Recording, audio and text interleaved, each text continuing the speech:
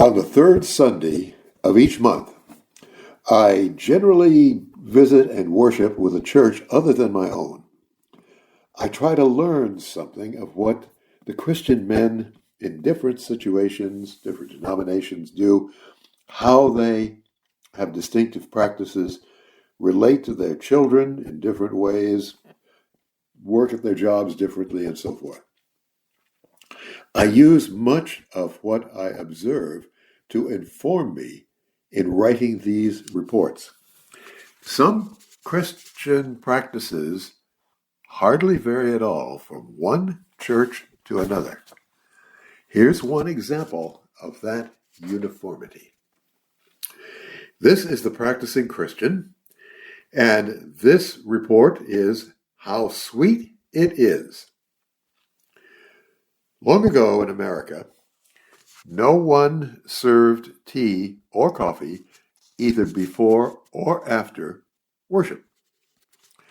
Today, it's a great rarity to find a congregation that doesn't do so. Increasingly, these will be available to greet people before worship, creating an atmosphere for conversation, and afterwards, the same sort of thing, making it easier for new people to meet some of the regulars and get to know a bit more about their church. An additional practice has grown up with the tea and the coffee, mostly before worship, but slowly and surely extending itself to after worship time. It's cookies, cupcakes, sliced layer cakes, chocolates, other sweets, candy canes at Christmas, and frosting on much of what's brought in year-round. The word communion comes to mind. The Latin root of communion is communionen, meaning fellowship, mutual participation, sharing. That sounds about right.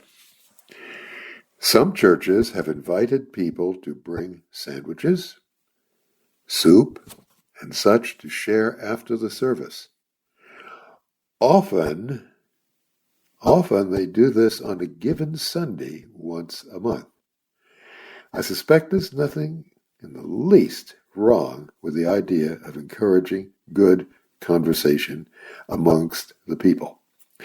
It does have at least a small part in keeping people away from doing business on the Lord's Day. The massive millions who eat out at restaurants on Sunday afternoon. Not the least reason for this working at times to get people to meet each other is that people will sometimes invite a visiting family to come home with them for Sunday dinner. This has even become institutionalized in some churches. But back to the brownies.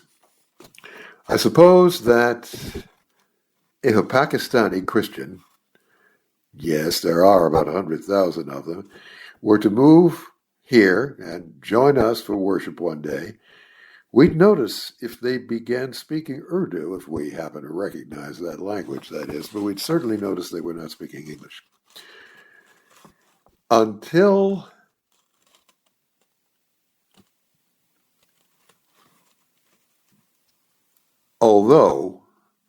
I sometimes feel like an alien in my own church when it comes to refreshments, in the same way that a Pakistani would feel like an alien in a church where everybody's speaking English. Now, how did that happen?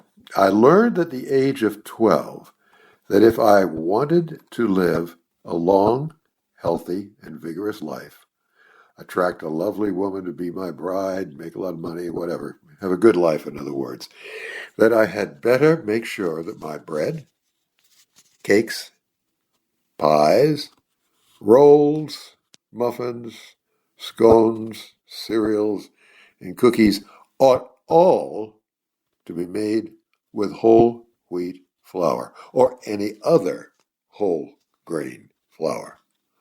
Corn, for example. Corporate America, however, had learned to use white flour wherever they could, displacing whole grains of any kind, since that white flour, with 27 vitamins and minerals removed, and then 6 of these added back in.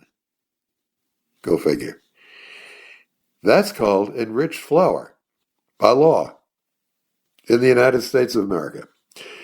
And it lasted longer on the shelves of the stores. Did the mold and the bugs recognize the poor nutrition of the white flour and stay away from it? I don't know.